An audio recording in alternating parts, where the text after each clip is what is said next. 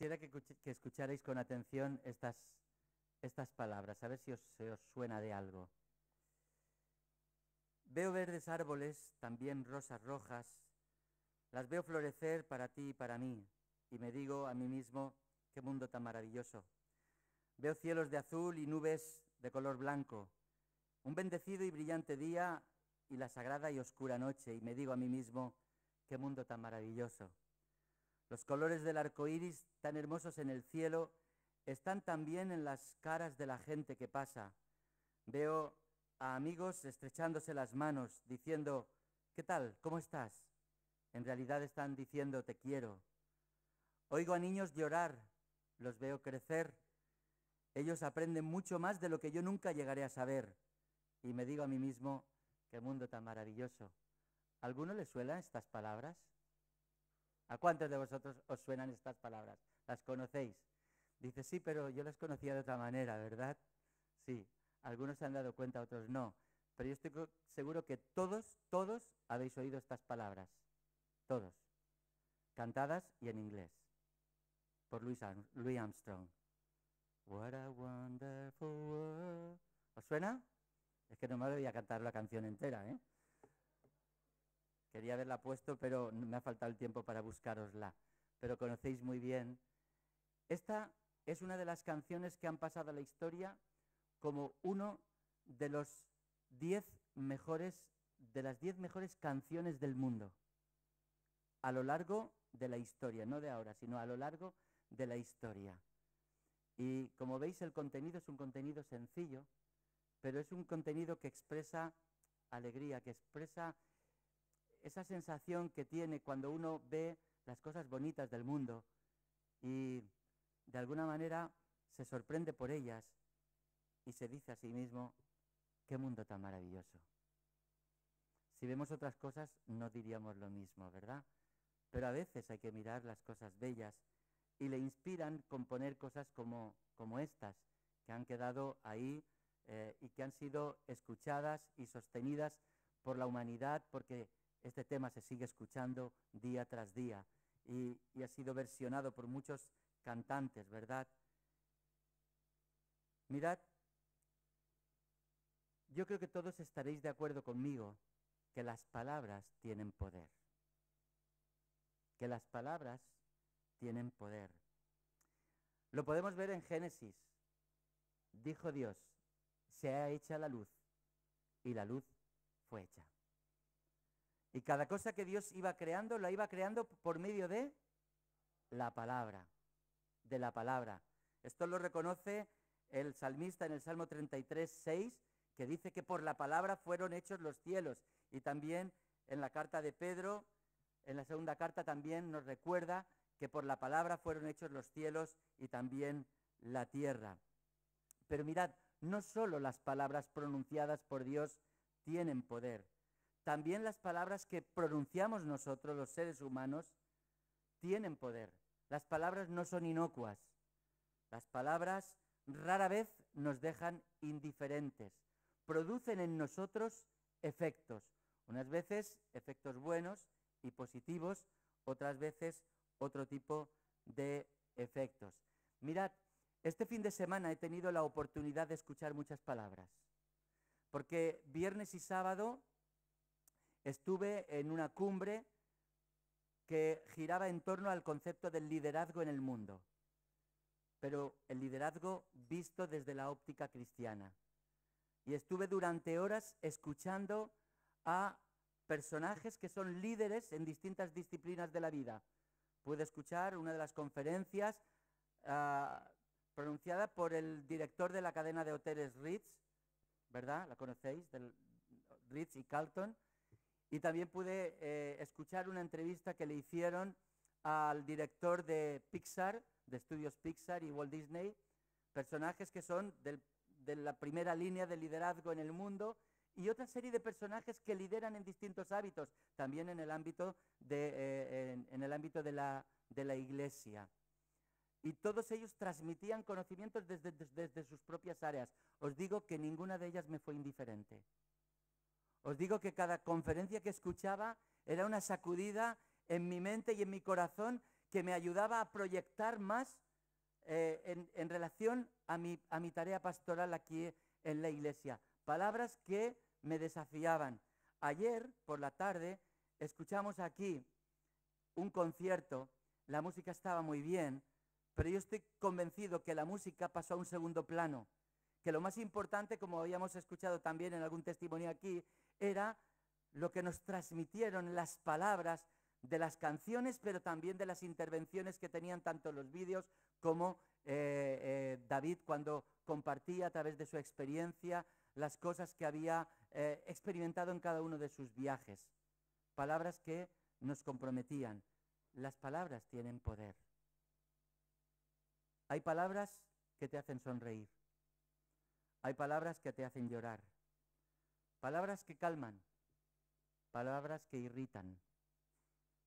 Palabras que duelen. Palabras que ilusionan. Palabras que matan la ilusión. Palabras de esperanza, pero también palabras que frustran. Palabras vacías y otras cargadas de significado. Palabras certeras y también palabras torpes. Palabras de generosidad y palabras que vislumbran egoísmo.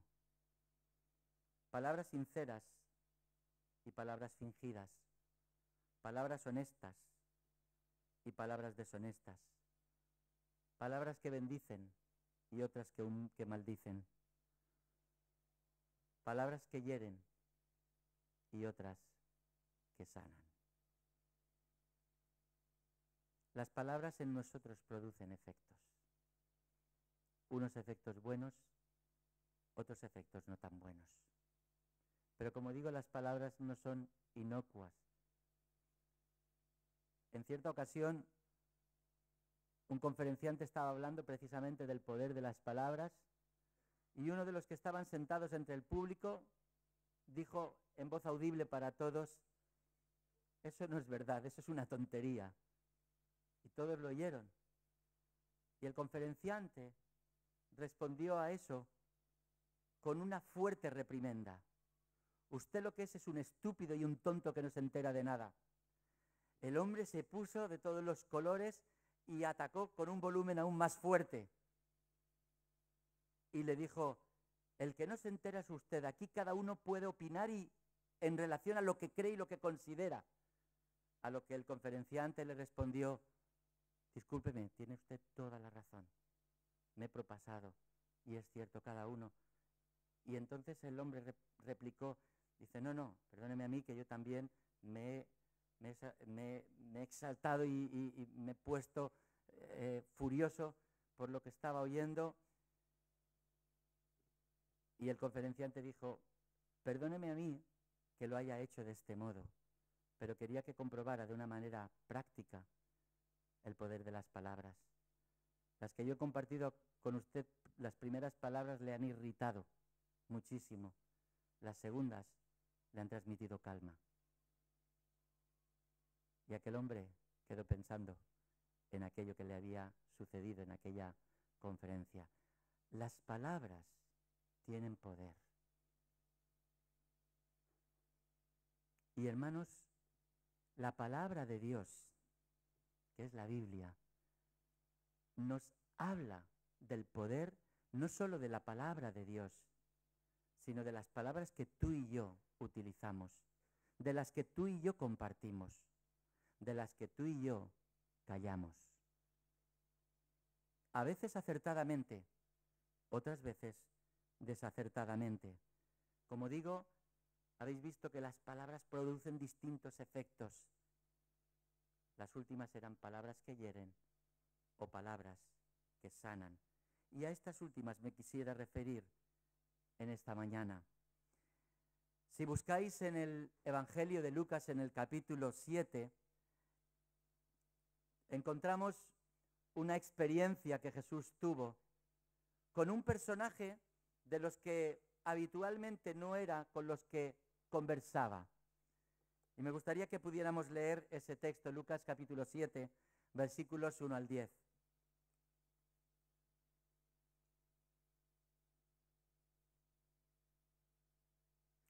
Dice así este texto de la palabra.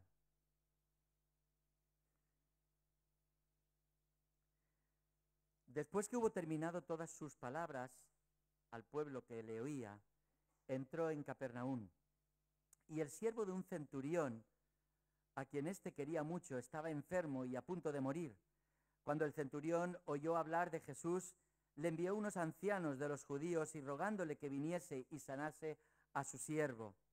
Y ellos vinieron a Jesús y le rogaron con solicitud, diciéndole: es digno de que le concedas esto, porque ama a nuestra nación y nos edificó una sinagoga. Y Jesús fue con ellos. Pero cuando ya no estaban lejos de la casa, el centurión envió a él unos amigos diciéndole: Señor, no te molestes, pues no soy digno de que entres bajo mi techo, por lo que ni aún me tuve por digno de venir a ti. Pero di la palabra y mi siervo será sano.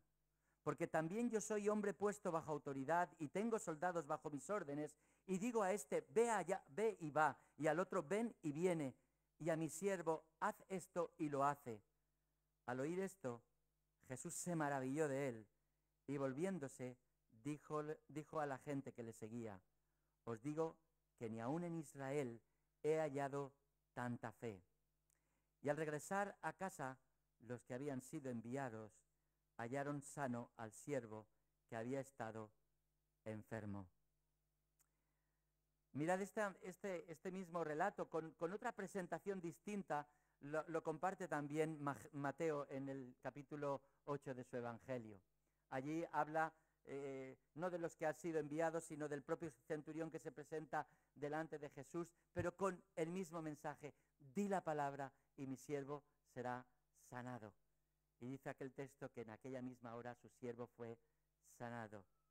Mirad, los centuriones no eran, ya digo, personajes con los que habitualmente se encontrara Jesús y conversara con ellos, ¿verdad? Los centuriones eran aquellos oficiales romanos que de alguna manera desarrollaban un mando tanto táctico como administrativo dentro del ejército romano, y se les escogía por sus cualidades de resistencia, de templanza y de mando. Y comandaban una centuria, que venía a ser un grupo de soldados de entre 60 y 80 soldados, los que ellos gobernaban. Con lo cual, como decía este texto, él reconocía que tenía cierta autoridad, recibía órdenes, pero también daba órdenes a sus soldados, por lo cual él conocía muy bien el poder de las palabras, tanto de las que él ejecutaba hacia sus soldados, que no cuestionaban absolutamente nada, como también las que él recibía de sus mandos superiores y que tampoco cuestionaba y obedecía al pie de la letra. Desde ese esquema que él tenía de autoridad, es desde el que parte su camino hacia Jesús. Él había oído hablar de Jesús, había oído hablar de sus milagros, había oído hablar de su testimonio, y él, de alguna manera, confiaba en que aquel Jesús tenía tal autoridad que era capaz no solo de dirigir a sus discípulos, de mandar a sus discípulos, sino que tenía una autoridad especial para incluso que una enfermedad no se le resistiera. No sé si aquel centurión habría escuchado acerca de la experiencia que los discípulos tuvieron con Jesús en el barco y que ante sus palabras detuvo una tempestad. Pero sin duda alguna que aquel romano tenía confianza en que aquel hombre tenía tal autoridad que por su sola palabra la enfermedad podía remitir.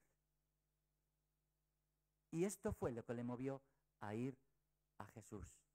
El considerar que Jesús tenía una palabra de autoridad sobre la enfermedad, que tenía una palabra para sanar a su siervo.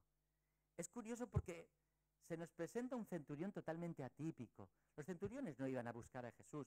Sí que es cierto que pone de manifiesto una de las grandes debilidades que tenía el Imperio Romano. Mirad, el Imperio Romano fue uno de los mayores imperios que ha habido a lo largo de la historia y tenía un poder tremendo militar. Pero ¿sabéis cuál era el punto débil del Imperio Romano? Su religión. Su religión. Tenían una religión muy débil, que consistía en generar de manera familiar y pública una adhesión a la patria. Y por otro lado, llega un momento en que a sus emperadores los empiezan a endiosar y los tratan como dioses. Pero ellos eran conocedores, sobre todo los centuriones, de que los emperadores también tenían sus puntos flacos. Y que eran hombres mortales como ellos mismos. Por lo tanto, no era al emperador al que iba a ir a decirle, emperador, haz algo para que mi siervo se sane. Buscaba otro tipo de autoridad, alguien que tuviera con su palabra autoridad sobre la enfermedad y sobre cosas que los seres humanos normalmente no tienen autoridad. Y ese era Jesús. Así que va hacia Jesús. Y esto de que primero envía a unos judíos piadosos y después envía a unos... No es porque le gustara dar órdenes. ¿Sabéis por qué era? Porque se consideraba indigno de hablar él personalmente con Jesús. Y que buscaba a otros que tal vez más cercanos, judíos piadosos, pudieran interceder e intervenir en aquella situación. Es curioso, un centurión y encima un humilde, y que tuviera fe en la persona de Jesús, lo más atípico con lo que se podía encontrar.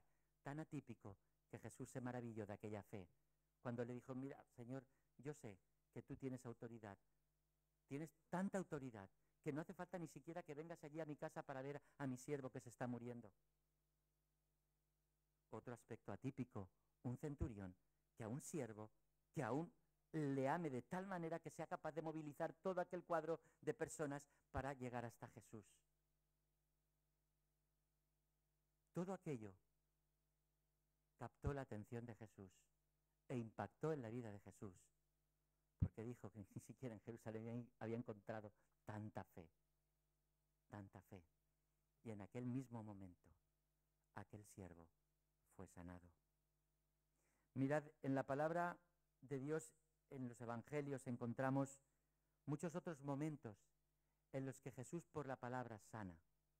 Y sana a leprosos, sana a paralíticos, sana a ciegos por la palabra, por la sola palabra de Jesús.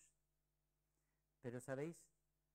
Las sanidades que más llaman mi atención de parte de Jesús son las sanidades del alma. Y cómo Jesús con su palabra sana el alma de personas que estaban necesitando de aquella palabra sanadora de parte de Jesús. Simplemente os pongo dos ejemplos. ¿Recordáis la mujer junto al pozo de Jacob? Aquella mujer parecía que tenía la vida bien, la tenía muy resuelta. Parecía que no necesitaba de nada. Y Jesús desarrolla una conversación con ella, lo cual también le choca, porque que un hombre hablara con una mujer que no conocía ya era muy raro, porque a las mujeres se les trataba de otra manera muy, muy distinta. Pero es que además ella era samaritana, otro punto, diríamos, de barrera a romper. Pero Jesús fue poco a poco en aquella conversación yendo hasta donde tenía que ir, que era hasta su corazón. Y cuando le tocó el punto más álgido, la mujer quedó petrificada. Cuando Jesús le dijo, bien has dicho que no tienes marido, porque 5 has tenido, y este que ahora tienes no es tu marido. La mujer se sintió avergonzada delante de Jesús. Pero las palabras de Jesús generaron tal impacto en ella que se fue a su pueblo y empezó a hablar y hablar y hablar a las gentes acerca de lo que Jesús le había dicho, le había declarado. Y ella empezó a llevar a personas a Jesús para que al final creyeran ya no solo por el testimonio de aquella mujer, sino por lo que ellos estaban viendo con sus propios ojos. Qué importantes aquellas palabras que Jesús tuvo con aquella mujer en aquel pozo. Pero aún hay una experiencia que me llama mucho más la atención y a la cual también se hizo alusión en este fin de semana, en esta cumbre que tuvimos sobre liderazgo, y se puso también como modelo. ¿Recordáis la mujer que fue sorprendida en el acto de adulterio? Me acuerdo que el conferenciante decía, no he visto una situación más rara, que aquella mujer fuera sorprendida en el acto mismo del adulterio, no cuando habían pasado unas horas, no cuando habían pasado unos minutos, no porque le vieron salir de casa, no, en el mismo acto del adulterio fue sorprendida, pero lo que más sorprendido se queda uno es que solo fue sorprendida ella. Porque no se nos dice nada del hombre. ¿Dónde estaba? ¿Es que él no tuvo nada que ver? Nuevamente una sociedad que a la mujer la tenía totalmente marginada. Pero nuevamente Jesús tiene palabras de sanidad para aquella mujer. Cuando todos estaban ya a punto de apedrearla, porque había sido ya condenada ante la ley de Moisés, Jesús tiene aquellas palabras, primero desafiantes para aquellos que estaban a punto de lanzar las piedras. El que esté libre de pecado, cualquiera de vosotros que esté libre de pecado, pues que sea el primero el que lance la piedra. Pero dice el texto que acusados por su conciencia no lo hicieron y se fueron yendo uno detrás de otro. Y Jesús tuvo aquellas palabras con la mujer. Mujer, ¿dónde estaban? ¿Dónde están los que te condenaban? Se fueron, ya no están. ¿Ninguno te ha condenado? No, ninguno. El único que podía hacerlo, que era él, dijo, ni yo te condeno. Vete y no peques más. Palabras terapéuticas. El corazón de aquella mujer fue sanado. Sus sentimientos de culpa fueron sanados. La orden también era clara. Vete y no peques más. ¿Cuántas palabras encontramos de parte de Jesús? Mirad, id a cualquier concordancia de estas que hay por internet y poned, y dijo Jesús, o Jesús dijo, y hablando Jesús, y veréis la cantidad de versículos que hay. Pero leéroslos, leeros esos versículos y veréis cuántas palabras pronunció Jesús que eran terapia para el alma, que eran palabras sanadoras para el alma. En Jesús encontramos ese Jehová Rafa del Antiguo Testamento. El Señor sana y sanaba a través de sus palabras.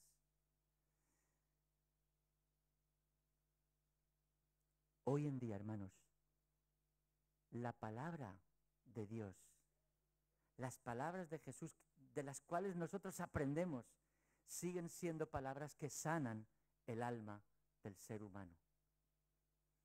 Uno de los audiovisuales que pude ver este fin de semana retrataba algo que me impactó, os lo he de confesar, me impactó.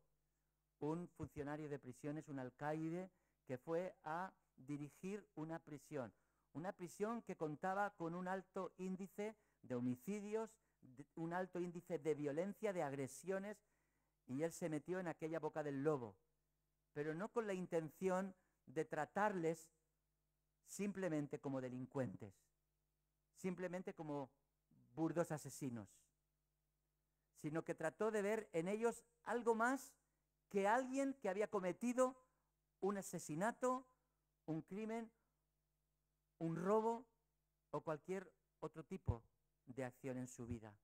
Trató de ver en ellos a personas que en un momento determinado se equivocaron en algo. Algunos cometieron una terrible equivocación. Otros, quizá, puede que fueran inocentes, pendientes de juicio. Pero ¿sabéis? desde un planteamiento que la palabra del Señor había transmitido a su vida, trató de ver a aquellos presos como prójimos, como personas que necesitaban la oportunidad de que Jesús cambiara sus vidas. Y empezó a aplicar una serie de medidas en la prisión que les hiciera sentirse a aquellas personas con un poquito más de dignidad de lo que se habían sentido hasta el momento. Empezó a ofrecerles también la posibilidad de que pudieran escuchar la palabra transformadora de Dios. Y algunos aceptaron. Al principio pocos. El grupo fue creciendo. Al final, para no hacerlo largo, en aquella prisión se montó hasta un seminario, con estudiantes que hicieron sus años de licenciatura teológica. A aquella prisión iban profesores de seminarios para impartir clases. Y aquellos, los que quisieron, empezaron. Pero no solo eso, sino el trabajo, cómo ayudarles a generar allí dentro una profesión que después, cuando salieran de la cárcel, pudieran proyectarla fuera. Y si no, aquellos que tenían cadena perpetua, poder hacerlo allí mismo. Se redució el índice de agresividad, el índice de violencia. Que los presos hablaran bien de un alcaide, era la cosa más rara del mundo. Dice, no hace ganar muchos amigos esto si lo haces en la cárcel, ¿verdad? Pero realmente, cuando la palabra de Dios se utiliza como esa palabra sanadora del alma, puede transformar las vidas más difíciles que podamos imaginar.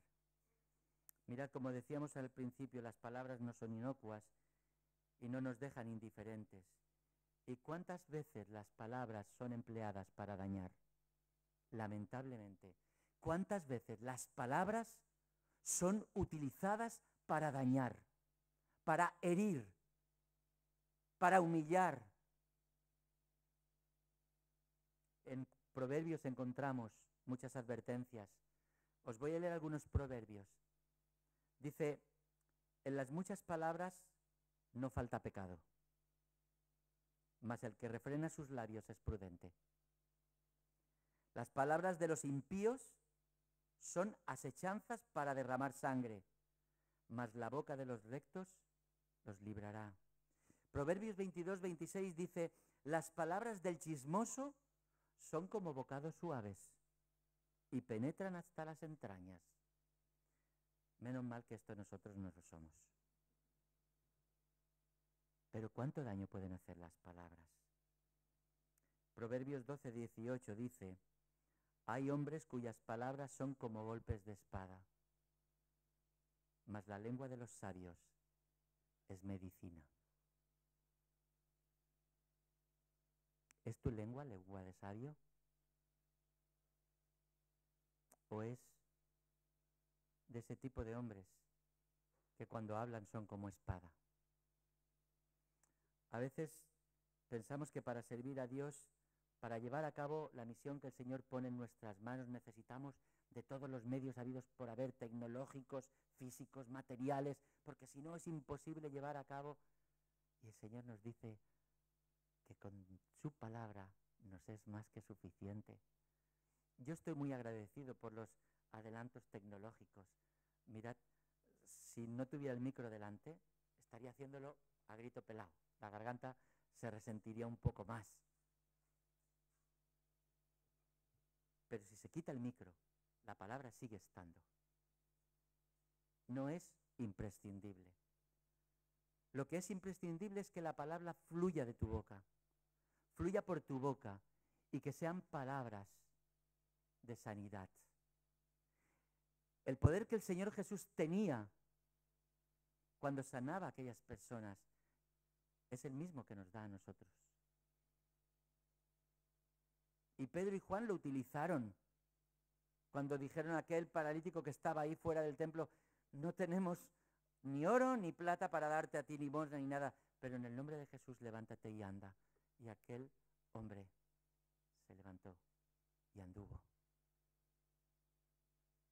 Mirad, nosotros tenemos palabras sanadoras, unas que van dirigidas al Padre, porque cuando traen delante de nosotros situaciones de amigos, de familiares, personas que conocemos que están pasando por enfermedad, nos dicen, por favor, ora por él, porque está necesitándolo.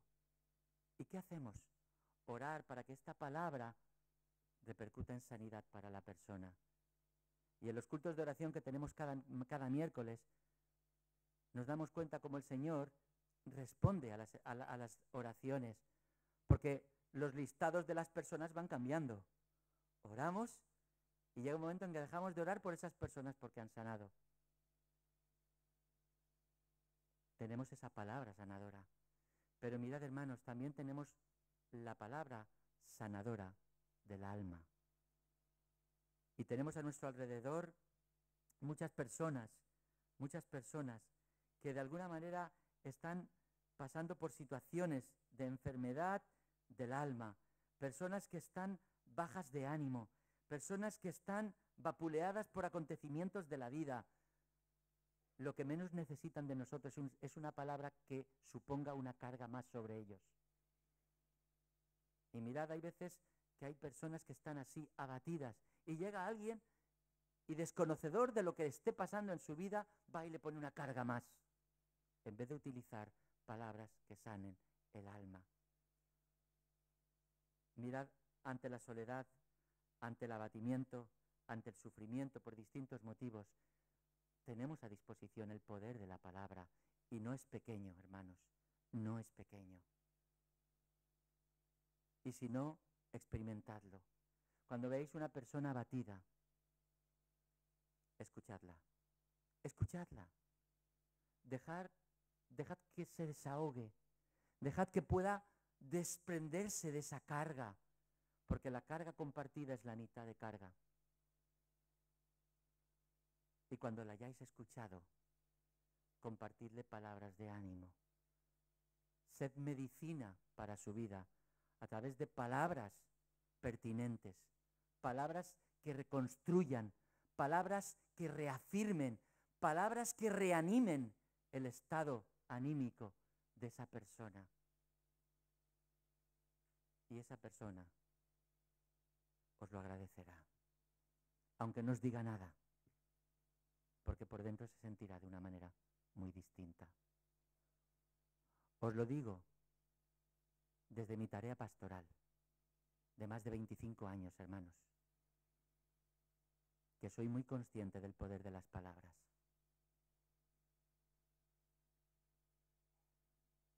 Y sé cuando mis palabras son medicina y sé cuando mis palabras no lo son. Por lo tanto, en esta mañana, a lo que os quiero animar es a que utilicemos bien las palabras. Que utilicemos bien la palabra. Que utilicemos bien las palabras. Y que no seamos como ese hombre que cuando habla, sus palabras son como golpe de espada, sino que seamos medicina para las personas que están a nuestro alrededor. Y simplemente 3 consideraciones finales para ello. Si tienes la oportunidad de ser medicina a través de tus palabras para otra persona, en primer lugar, busca sabiduría de lo alto, que no sean tus propias palabras, que no es aquello de, a ver, yo que he estudiado psicología, a ver qué palabra voy a... No, Señor, dame sabiduría, porque al fin y al cabo, las palabras que yo pueda transmitir, si son las que tú me inspiras, van a ser las sabias, van a ser las pertinentes, van a ser las oportunas para producir ese efecto sanador. Así que busca sabiduría de lo alto.